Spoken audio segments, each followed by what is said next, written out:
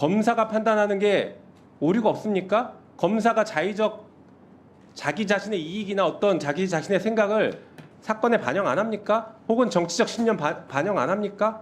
다 합니다. 합니다.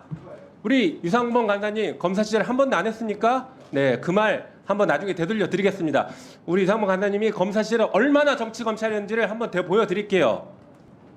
탄핵 제도는요, 징계 절차입니다. 징계.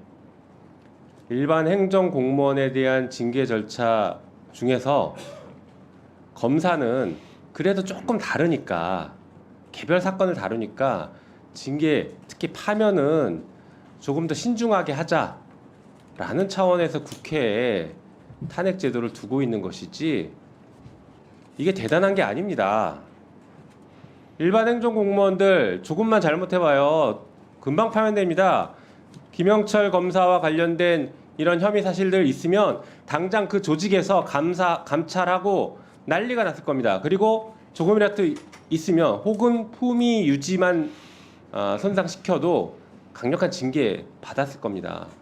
검찰은 절대 처벌 안 하고 절대 징계 안 해요. 이런 의혹이 나왔으면 검찰에서 그러면 최소한 사실조사라도 해봤습니까? 감찰이라도 해봤습니까? 이게 문제가 있다는 거 한 번이라도 좀 반성하면서 국민들께 사과라도 해본 적 있습니까? 단 한 번도 없어요. 왜? 검찰은 자기들이 직접 수사하고 자기들이 직접 감찰하니까 누가 건드리지를 못하니까 이렇게 해왔던 것입니다. 그래서 헌법과 법률에서는 이 검찰을 견제하기 위해서 국회에 탄핵 제도를 두고 있는 것이에요. 사실상 공수처가 검사에 대한 견제 기능을 제대로 못하고 있는 이 상황에서 검찰권이 저렇게 폭주하고 있으면 그나마 국민의 대표인 국회가 나서서 징계를 해야죠. 이런 사안에 대해서 왜 우리가 침묵합니까? 동조하는 겁니까? 지난 문재인 정권 때 검찰 과거사위원회를 법무부에 뒀습니다. 수많은 검사들의 잘못된 행동들이 나왔어요. 일부는 수사로도 이어졌죠. 김학의 사건이나 여러 가지 사건들이 수사로 이어지기도 했습니다. 그나마 공소시효가 남은 것들은 허위 출국 금지가 아니에요. 지금 무죄 받고 있지 않습니까? 자, 이런 거 보십시오. 검사들이 잘못했어도 이미 공소시효가 다 지나서 처벌을 못하고 있어요. 그리고 징계시효도 다 지나서 징계도 못하고 있습니다. 이런 사안들에 대해서 국회가 나서서 징계해야죠. 왜 검사에 대해서는 징계도 못하고 수사도 못한다 그러고 왜 이렇게 검찰을 옹호합니까?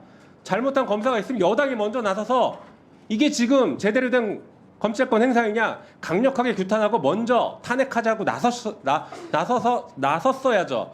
아니면 적어도 법무부에게 이런 사안에 대해서 조사해서 국회에 보고해라, 이런 절차를 거쳐야죠.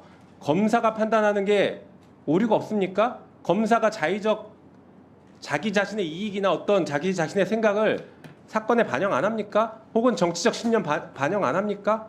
다 합니다. 합니다. 우리 유상범 간사님 검사 시절 한 번도 안 했습니까? 네, 그 말 한번 나중에 되돌려 드리겠습니다. 우리 유상범 간사님이 검사 시절에 얼마나 정치 검찰이었는지를 한번 보여드릴게요. 탄핵의 사유가 부족하다고요? 부족한지 아닌지는 한번 봅시다. 여기서 조사해보면 알 거 아닙니까? 조사해보고 우리 법무부나 검찰이나 관련 자료 우리가 충분히 확보하면 됩니다. 충분히 확보된 자료 가지고 검토해서 이 부분은 아무리 봐도 탄핵 사유는 아닌 것 같다, 혹은 위법 사유는 없는 것 같다, 오류가 있었다라고 하면 탄핵 사유에서 빼면 됩니다. 하지만 분명하게 잘못된 것이 있다, 이것은 탄핵을 해야 된다라고 하면 탄핵으로 갈 수 있습니다.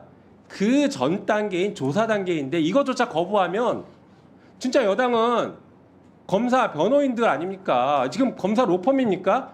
안 그래도 지금 여의도에 여당이었고 서초동에 여당이 있다, 검찰이 여당이다, 이렇게 다들 얘기하고 우스갯소리로 얘기하고 있는데 오늘 지금 여당 의원님들이 그것을 입증하고 있는 그런 현장이다, 이렇게 생각합니다. 그래서 이 부분에 대해서 이런 토론은 무의미하고 조사 절차에 빨리 들어가는 게 맞다고 생각합니다. 이상입니다.